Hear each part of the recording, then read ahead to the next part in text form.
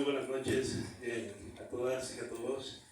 En nombre de Penguin Random House y su sello Grijalvo, quiero agradecer su presencia esta noche especial, de verdad. Agradecer como siempre la infinita hospitalidad de la Feria de Guadalajara. Agradecer a nuestro presentador de lujo, Julio Astillero,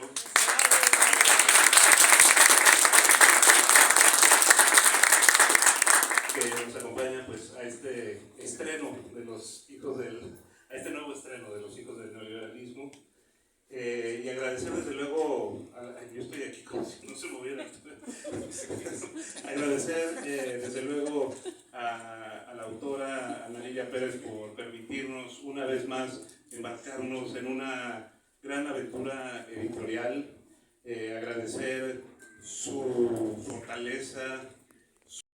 Gracias a todos, gracias por estar aquí.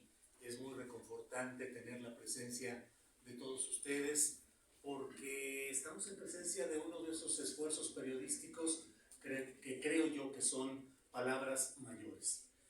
Ana Lilia Pérez es una periodista puntillosa, cuidadosa, precisa, de investigación. No es solo la retórica, no es solo la opinión, y vaya que yo soy periodista sobre todo de opinión, pero lo importante es en los libros que nos ha ofrecido Ana Lilia, ese rigor de la investigación, el decir, el sustentar, el comprobar, el tener los puntos de referencia para ir entendiendo muchos de los problemas graves de nuestro país. Me parece a mí que en momentos como los que vivimos hoy en México es fundamental el que reivindiquemos el ejercicio del periodismo, que tiene que ser crítico, que tiene que ser comprometido con decir la verdad, con no quedarse anclado en posturas parciales o favoritismos o pretensiones facciosas. El periodismo hoy, más que nunca, debe analizar para que los procesos de lucha social en los que estamos participando el país entero puedan tener una continuidad sana, para que pueda haber también la revisión de los claroscuros, de los altibajos, de los procesos en los cuales hemos participado. Este libro de Ana Lilia Pérez entra, me parece a mí, que en uno de los puntos fundamentales para ir valorando cómo vamos, qué se necesita hacer más y dónde estamos también atorados. Los hijos del neoliberalismo es el compendio, el resumen de lo que durante décadas han sido esas fórmulas de saqueo de los tecnócratas, de los llamados neoliberales, que constituyeron una clase que se encaramó en las instituciones, en el poder público, en gerencias, en direcciones generales, en subsecretarías, en secretarías de Estado, y que conformaron un poder mafioso de tal daño hacia nuestro país, que sin embargo a veces lo vemos, si lo comparamos con el delincuente de cinturón piteado y de apariencia muy popular o folclórica, y disculpen que use ese término, pero a veces solo enfocamos nuestra crítica al crimen organizado, a la gente que se roba, al viene porque nos roba el espacio público, pero no entramos al análisis de lo que estructuralmente ha provocado el momento en el cual estamos en nuestro país. Lo que lo ha provocado, entre otras cosas, es el saqueo de un país tan rico como es México, pero que durante largo tiempo ha tenido esa circunstancia del saqueo salvaje. En alguna parte del libro, Ana Lilia dice desvalijar, porque efectivamente han desvalijado a México. Le han retirado su riqueza, la capacidad de sobrevivir de manera generosa con sus habitantes. Nos han condenado además a ser un país de cínicos, en el cual con frecuencia vemos a los delincuentes de cuello blanco, a quienes nos saquearon con el Fobaproa, a quienes nos siguen saqueando con una serie de circunstancias tecnócratas de administración, de mil cosas, de fideicomisos, de manejos oscuros del dinero público, los especialistas de cuello blanco, de corbata, con educación muchas veces privilegiada, pero que sin embargo han sido los responsables de lo que hoy vivimos de la tragedia. Hoy vivimos en tal graves situaciones en nuestro país, con un crimen desbordado, con una inseguridad pública, y vaya que lo digo aquí en Jalisco, en Guadalajara, donde pues esta mañana en Tapalpa hubo, como en otros lugares, un lugar turístico de tradición, y hubo persecución y balaceras y mil cosas que forman parte ya del escenario tradicional de nuestro país.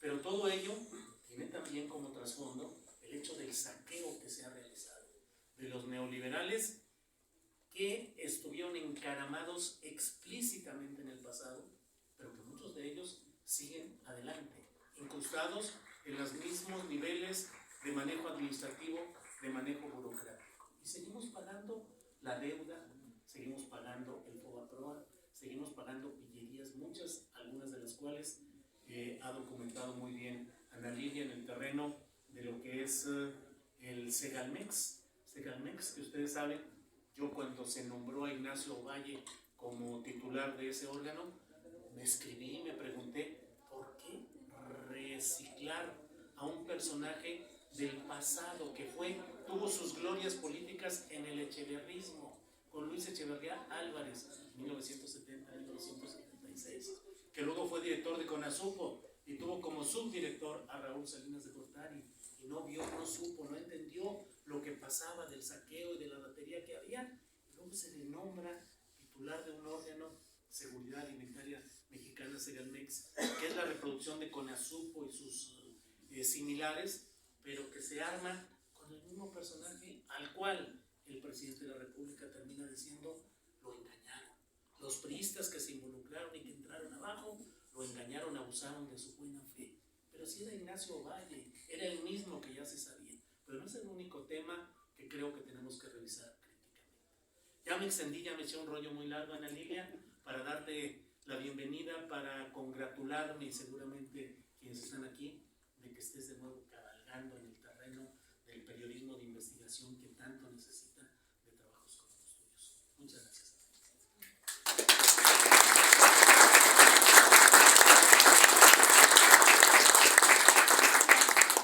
No sé si esta es perfecta. Sí, ya. ¿Sí? Yo no tengo un dominio del micrófono como mi querido Julio. Buenas noches a todas, a todos.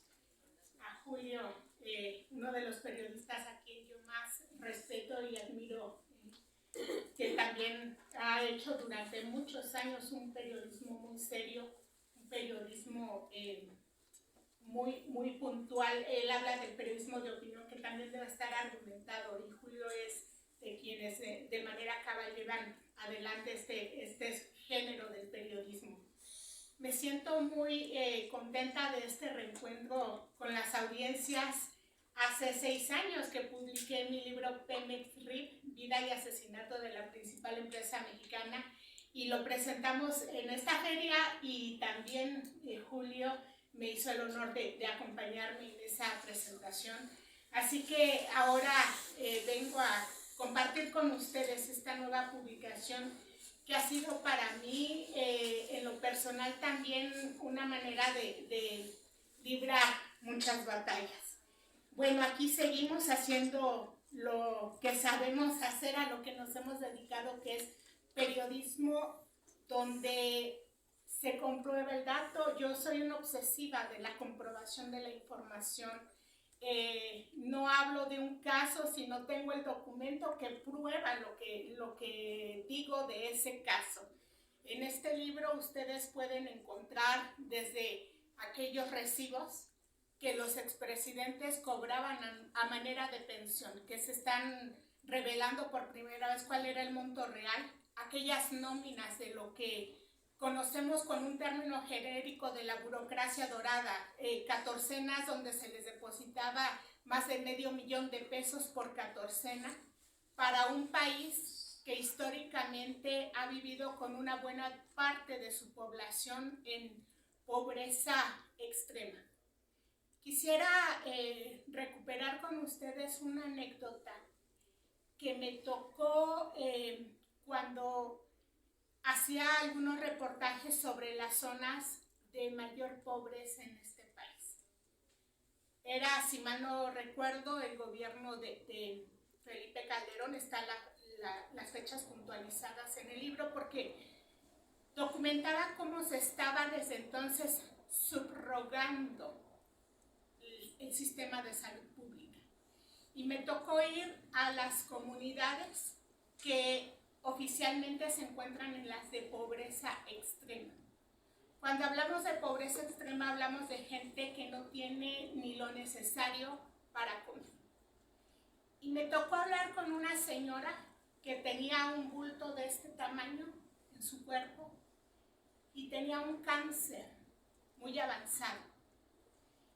Oficialmente había un hospital y eran de esos hospitales que se anunciaban con bombo y platillo, sin personal, sin medicamento, y la señora me decía que no les daba nada y entonces que se estaba tomando y era un jarabe para la tos. Esa era la condición real de este país y esa era la condición de la que muchos periodistas callaron y era la condición de que algunos periodistas sí hablamos.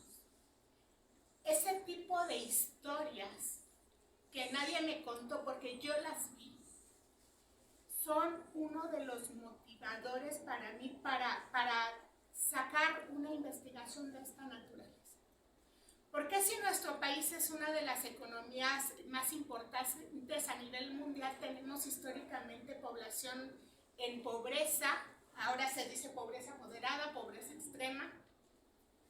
Y bueno, ¿dónde está el origen de esa disparidad? Precisamente este modelo del neoliberalismo que comenzó a aplicarse en los años 80 en el gobierno de Miguel de la Madrid, se decía como una manera también que iría acompañado de la llamada renovación moral, que no fue tal porque en su momento esa fue la campaña a la presidencia más costosa en la historia del país, pero además, por una parte, había un discurso de ir, decían, adelgazando al Estado, que era muy obeso, en esos términos se planteaba, y que había que quitarle esas obesidades y lastres, y que para eso tenían que privatizar las empresas públicas. Y en esos años México tenía más de 1000 empresas que eran altamente lucrativas, y que se fueron desarticulando, se fueron desmantelando, se fueron desvalijando y entregándoselas a la gente cercana al poder, a los amigos del presidente en turno, a empresas que se creaban también de esos amigos de los funcionarios en turno, y eso dio pie también a un modelo de contratación y subcontratación de todo lo que se pudiera. Así como Milei en Argentina hoy dice que va a privatizar todo lo que se pueda, pues en nuestro país se fue aplicando. Fueron privatizaciones, extinciones, fusiones, después subrogaciones, después subcontrataciones. Y en ese modelo de subcontratación, yo recuerdo en este libro un caso que me resulta y que a todos nos resultará criminal y doloroso, el de las guarderías subrogadas. Una historia que debemos tener presente siempre, porque el que se llegara a esa tragedia que tuvo consecuencias que siguen doliendo a las víctimas y a esta sociedad, fue precisamente por esa aplicación de modelo de subcontratación que no busca otra intención más que generar ganancias para quienes son beneficiados de esos modelos de subcontrataciones.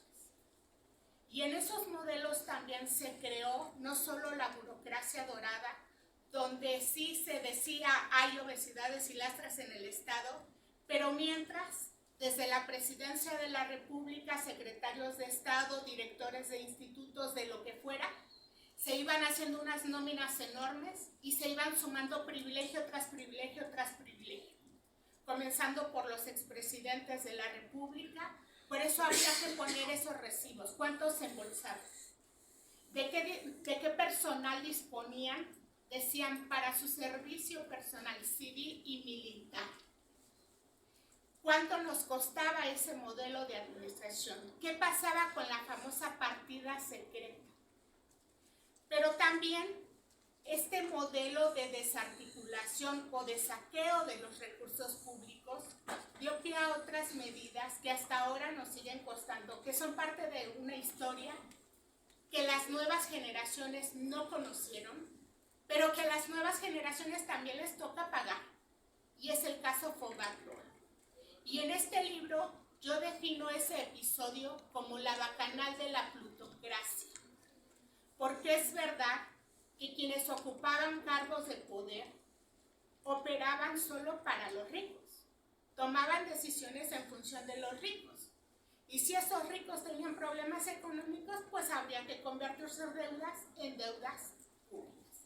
Y eso ocurrió con el Fobaproa. En este libro se puntualiza cuánto se ha pagado. Es una deuda que se ha pagado ya casi 2 veces, la deuda original, y que seguiremos pagando y que nuestras futuras generaciones seguirán pagando, porque no se puede dar una fecha precisa de cuándo se terminará de pagar. Y ya se va a entender, si es que deciden leer este libro, espero que sí, entenderán cómo se maneja este sistema de deudas que se va volviendo algo estratosférico. Pero que además se volvió algo estratosférico por los malos manejos del gobierno del señor Cedillo, que ahora mismo viaja por foros internacionales para decir cómo se debía administrar este país, pero no dice que él dejó esa deuda tan lesiva y que además también privatizó empresas con las cuales después se emplearía. En este libro también se plantea esa modalidad de los funcionarios públicos, iba a decir de los contratistas, pero es que es lo mismo, porque gente que detenta cargos puestos en el poder y después hace el mecanismo de la puerta giratoria y se emplea con la empresa a la que favoreció cuando era funcionario público, o crea su propia empresa para venderle servicios o bienes al Estado, y a veces esos bienes y servicios nunca existieron. Y se trató de una empresa fantasma, una empresa fachada o una empresa facturera. Y resulta que se asoció también con grupos del crimen organizado. Ese fue el origen del huachicoleo. En este libro se revela también cómo se desmantelaron las plataformas petroleras en el Golfo de Campeche. Que en el Golfo de México, corrijo, en la sonda de Campeche. Que era como desvalijar un vehículo. Entraban lanchas con personal fuertemente armado y a desvalijar la plataforma, que son equipos muy, muy, muy costosos. En este libro se cuantifica lo que implicó cada uno de esos robos. Y todo eso viene de informes internos oficiales que se iban registrando de hoy desvalijaron la plataforma tal y también la tal, y también tal, y también tal, y al otro día, y al otro día, y al otro día. Eso fue todos los días. En este libro también se revela esa etapa de Genaro García Luna, el mismo que está ahora en Estados Unidos, reconocidos sus cargos con cárteles de la droga, pero que después de ser uno de los peores servidores públicos con un impacto que ya todos conocemos, también se hizo contratista de gobierno. ¿Por qué no? Aquí están sus facturas. Aquí está lo que se le pagaba y aquí está el qué funcionarios lo protegían también. ¿Por qué se le protegía? Son muchísimos casos los que están aquí y bueno, es un libro que plantea el que la ciudadanía debe tener a su alcance información veraz, verificada, de la manera en la cual se han administrado los recursos públicos en este país. ¿Por qué seguimos siendo un país que por una parte tiene fortunas que se colocan entre las principales a nivel mundial y por otra parte tenemos una buena parte de la población todavía con problemas muy fuertes en materia económica? Los problemas de inseguridad también, que provienen de muchos de esos mecanismos corruptores que se originan en estos modelos también de detentación del poder. Y podría enumerarles muchos casos acá. Es la invitación para que ustedes puedan ver esta información. Ahora tenemos la maravilla de la tecnología que permite incluir códigos QR para que puedan tener acceso a videos, a más documentación. Y bueno, yo sintetizaría qué significa este libro como una radiografía del saqueo, del desmantelamiento, del robo de los principales principales recursos públicos, desafortunadamente por su clase política, por la clase política que nos ha gobernado en distintos momentos en este país. Gracias.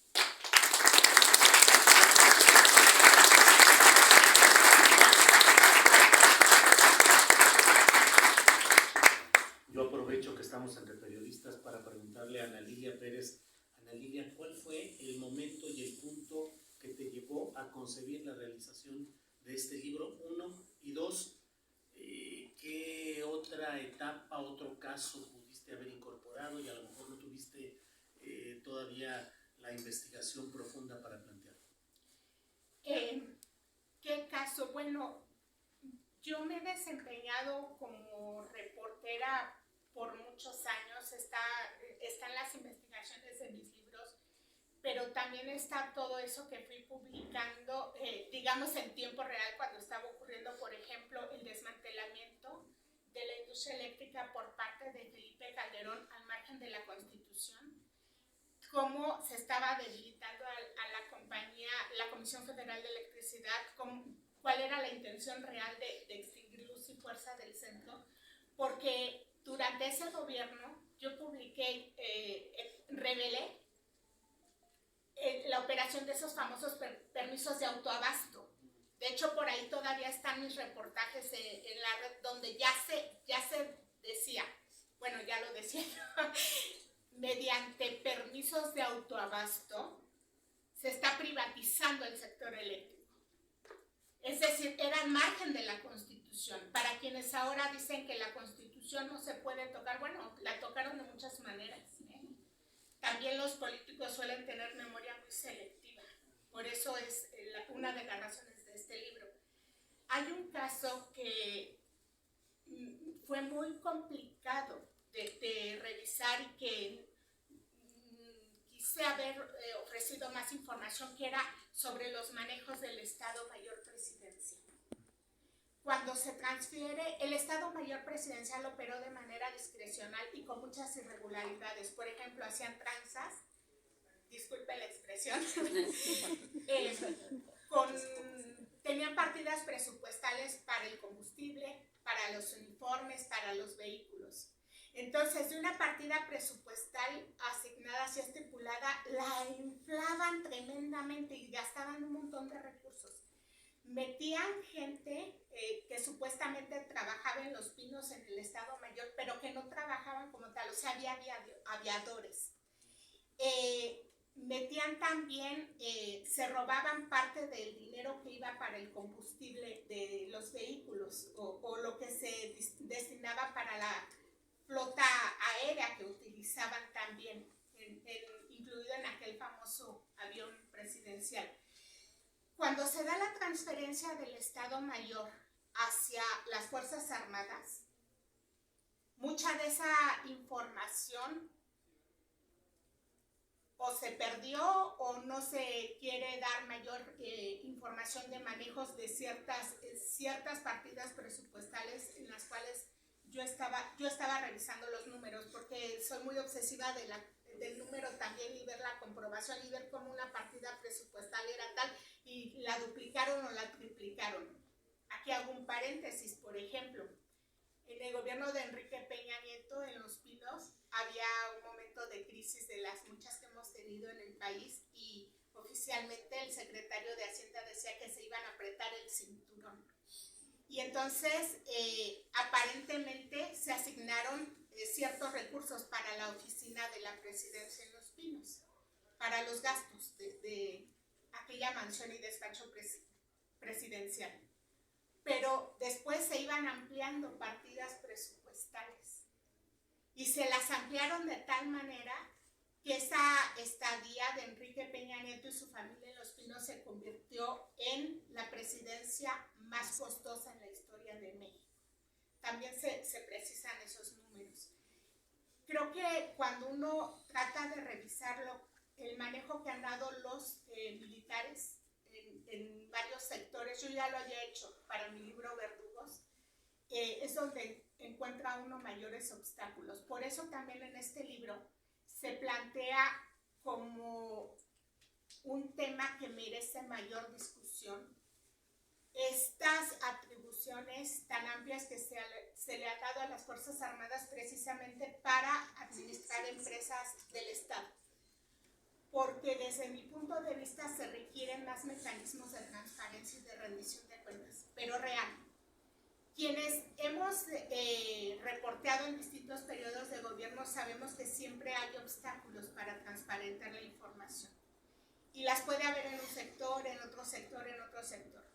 Pero las Fuerzas Armadas tradicionalmente siempre nos han puesto obstáculos de toda índole. Yo solo recuerdo lo que pasó con mi libro El Cartel Negro, donde precisamente al estar investigando la participación de militares que se encargaban de la seguridad de Pemex y después descubrir sus vínculos con grupos de huachicoleros, ahí encontré de los principales obstáculos para llevar adelante la investigación, y de ahí surgieron amenazas y de ahí surgió una situación donde había mucha incomodidad por parte de los militares para que sacara adelante esa investigación, que se cuenta en parte de ese libro.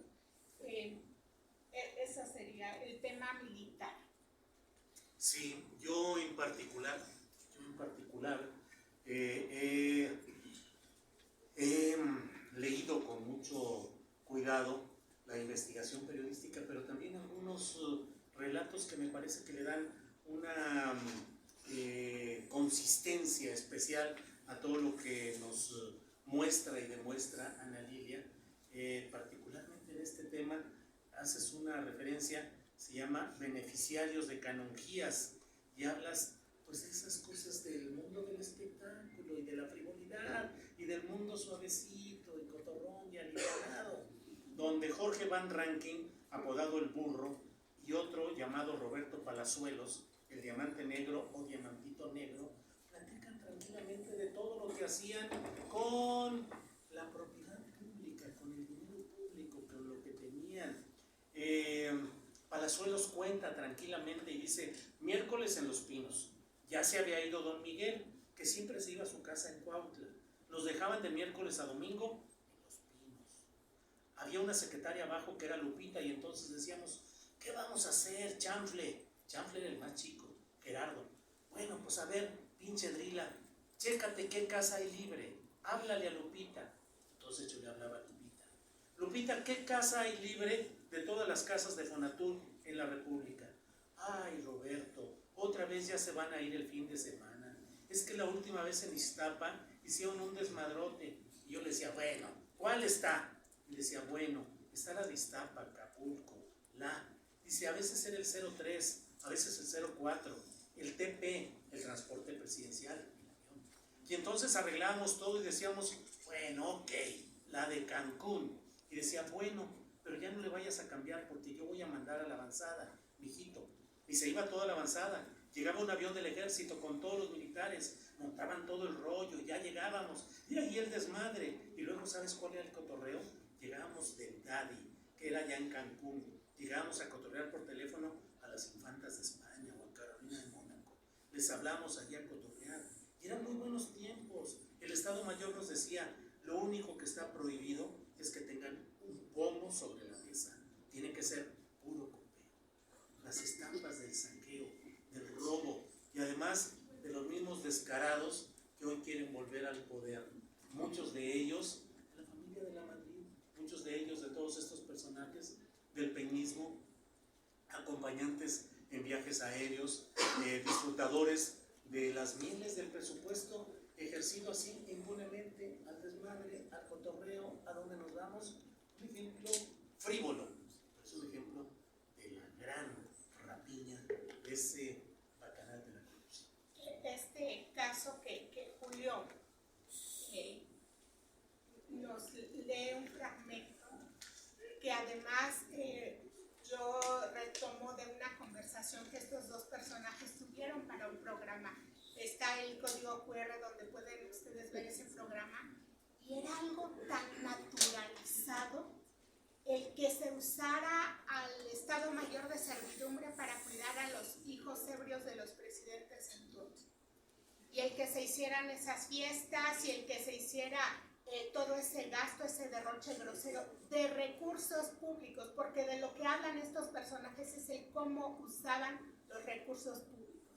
En este caso, los hijos de Miguel de la Madrid, el mismo que decía que iba a llevar la renovación moral a todo el país. Y en efecto, son personajes que ahora mismo pretenden ocupar cargos públicos.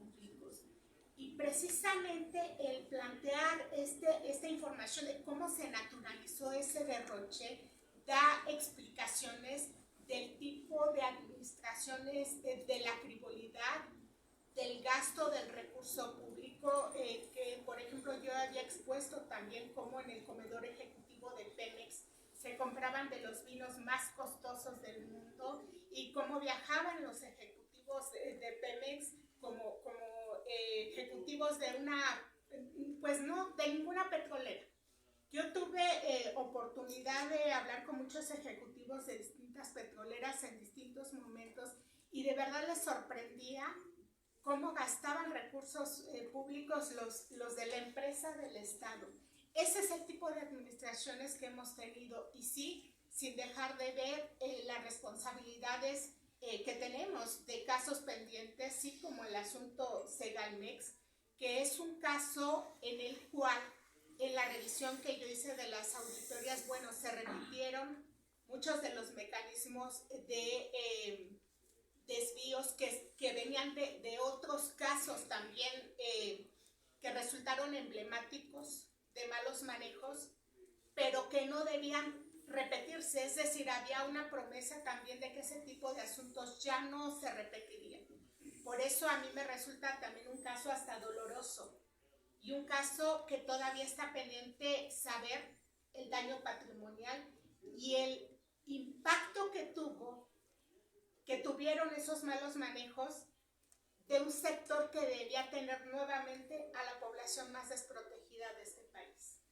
Ana Lilia, y luego otra parte en el Infonavit, ya saben ustedes lo difícil que es conseguir una casa, pagar créditos y demás, y los directores ganando un promedio de 690,000 pesos.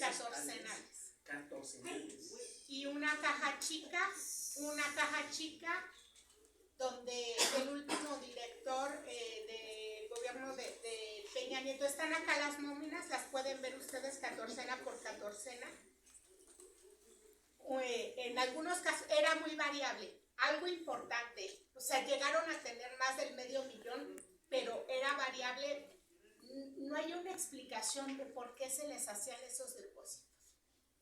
Pero, por ejemplo, se tenía una caja chica que en la última etapa eran 20,000 pesos en efectivo diario.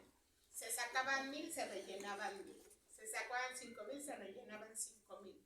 ¿Y para qué se usaba esa caja chica? Bueno, si al director se le ensuciaba su corbatita, habría que comprarle otra, o si se le manchaba su traje, habría que comprarle otro traje. Y porque además hacían uso de aeronaves que se contrataban pues con cierto saldo y que se iba usando ese saldo y se prometía discrecionalidad en quienes viajaban ahí, las camionetas blindadas, esos mismos servidores públicos, entre comillas, que tendrían que garantizar que se hiciera efectivo el derecho de los trabajadores a una vivienda digna. Y ya sabemos lo trágico que ha resultado ese modelo de viviendas de interés social, donde ni siquiera se proveía de servicios básicos para quienes sí contraían una deuda pagadera a décadas. Sí, ese asunto de los bonos aéreos es impresionante. Tenían como una especie de tarjeta de crédito, es decir, usted tiene tantas horas disponibles al año para que las gaste como quiera. Usted llega al aeropuerto, a su avión privado, ¿y cuánto va a volar? ¿4 horas? Pues le damos 4 horas, y así vamos descontando y usted va pagando porque tiene una disponibilidad de crédito. Pero, pues al mismo tiempo, esa respetabilidad de los tecnócratas, ¿no? Los hombres que salvan al país, que manejan, y luego salen las conferencias de prensa. de acuerdo con los parámetros de la integración articulada de los números de bla, bla, bla, vamos bien porque la macroeconomía y porque así por el estilo. Y bueno, Ana Lilia, yo ya no sé a veces qué decir, hijos del neoliberalismo, a veces escuchamos discursos que digo, hijos de eso. ¿Cómo se dice? A ver, díganos. Tal vez habríamos de cambiarle el título. Se aceptan sugerencias. La siguiente edición. Sí, siguiente por unanimidad. Bueno, estamos Le podemos ya en la poner parte con letras final, yo creo, algunas 3 preguntas que podamos hacer. Señor, adelante. Gracias. Yo leí con mucho interés tu libro ese de Pemex y el gato negro. Ahí nos diste una idea del desmanejamiento de la CFE y de Pemex. Ya pasaron, como te lo dijiste al principio, 6 años de ese tiempo. Hoy nos podrías dar tu opinión de ese desmanejamiento que se dio en esas 2 empresas tan importantes. ¿Cómo lo ves ahora? ¿Cómo ves ese punto?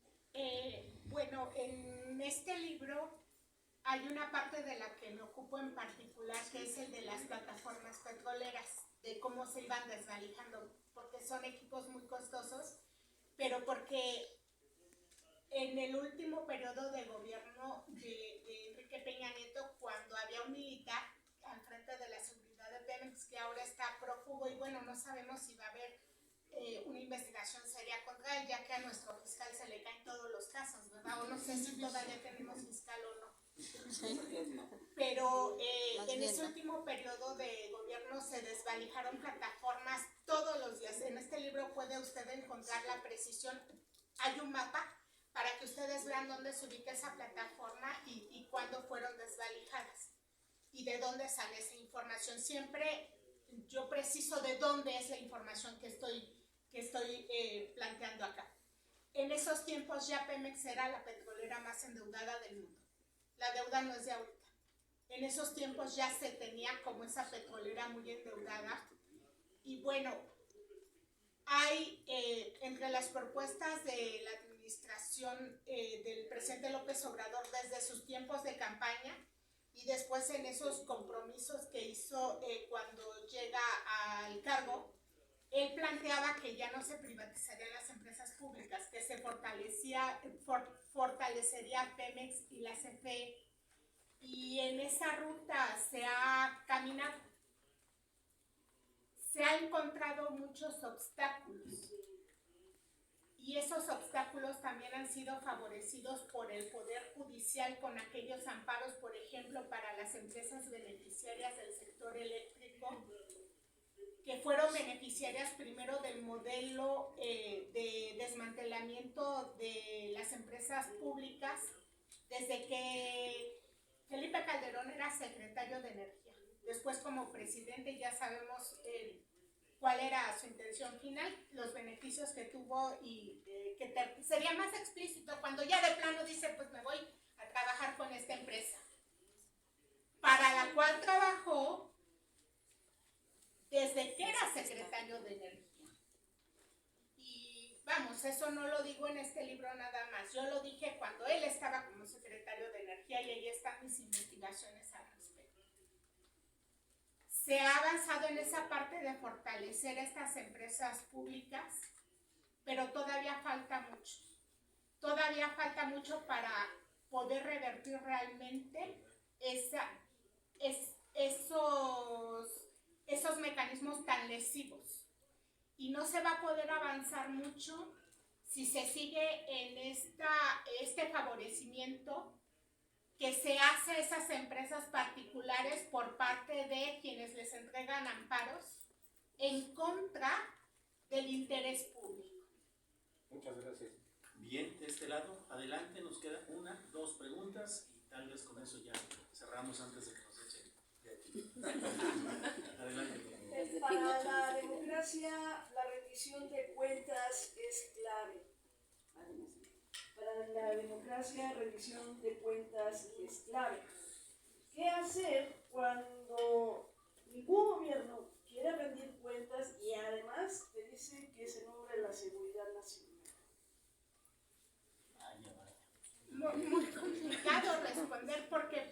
precisamente esa argucia de la seguridad nacional han usado los militares desde siempre, desde siempre. Quienes hemos hecho uso también de los mecanismos de transparencia, las herramientas que tenemos, no solo los periodistas, sino herramientas de la sociedad, nos hemos encontrado que el argumento de que es reservado, es de seguridad nacional, lo hacen autoridades civiles y militares. Les voy a plantear el caso Segalmex. Yo intenté tener información para ver el estatus actual de las investigaciones contra el señor Ovalle y hubo una protección total por parte de la Fiscalía y también por parte de la Secretaría de la Función Pública y aquí explico esos casos.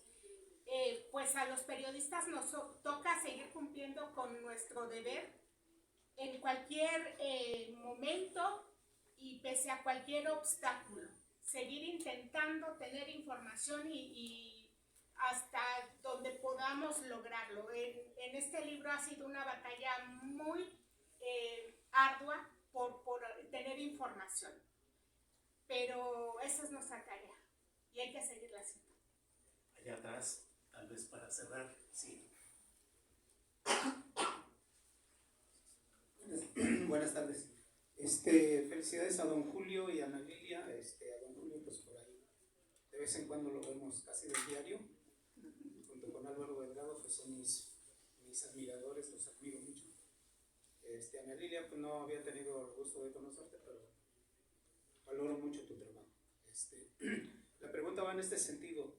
Ustedes que conocen mucho sobre estos trafiques, lo que ustedes están mencionando de Segalmex y lo que hizo Rosario Robles cuando estuvo también en este mismo organismo, ¿creó algo parecido? ¿De qué forma impactó a la población más pobre, más pobreza extrema? Muchos de ustedes han recorrido el país y alguien de ustedes conocerá la Sierra Gorda hidalguense, el Valle del Mezquital. Pues hay una pobreza, pero ya se imaginan, ¿verdad? Entonces, ¿de qué forma ha impactado estos trafiques a ese sector social? Así en especial me gustaría que ustedes me comentaran. Yo agrego un dato muy breve para que Julio nos dé su postura. En el caso de la Cruzada Nacional contra el Hambre, era uno de los programas estelares del gobierno de Enrique Peña Nieto, que se designa a Rosario Robles al frente de estos programas. Y en este libro se precisa cuánto se gastó en esos programas y a la población que atendió, y fue menos del 1%, porque el resto de recursos se malversaron. Y ese es uno de los asuntos pendientes y son asuntos que tienen un mayor grado de lesividad cuando se trata precisamente de atender a la población más vulnerable y no les llegan esos programas, no les llegan esos recursos porque se los han robado.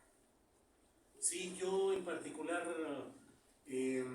cargo un poco la tinta en el hecho del gran problema que constituye la manera como se va construyendo el poder. Es decir, el caso de Rosario Robles pues era un caso previsible en función de las maneras como se iba manejando los recursos públicos y el dinero para solucionar asuntos electorales, políticos y de corrupción que se decía para hacer política. Mensajes como el de Enrique Peña Nieto diciendo no te preocupes Rosario, que era una virtual carta blanca de impunidad y de decir nada va a suceder.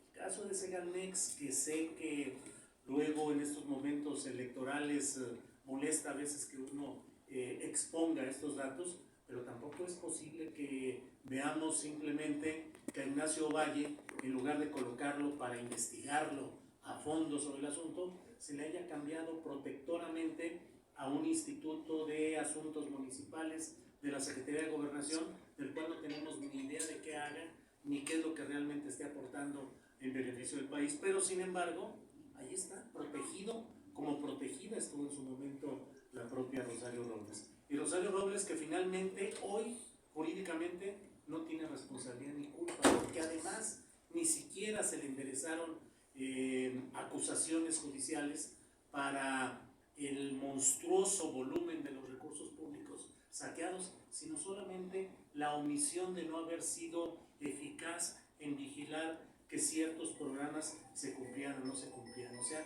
un asunto realmente menor. Así lo hubieran terminado castigando de eso, pues ahí lo tenemos. Y ahí está Emilio Lozoya, también otro ejemplo. Que dice uno, bueno, ¿qué sucede con Emilio Lozoya? Tanto tiempo, tanta relatoría que se ha dado de que si se le va a quitar una mansión, que ya se dijo que no, que si va a estar en libertad condicionada, en fin, muchos casos que simple y sencillamente nos muestran que la construcción del poder sigue siendo muy deficiente y casos como estos lo demuestran. En fin, pues creo que nos queda la hora de agradecer a Ana Lilia.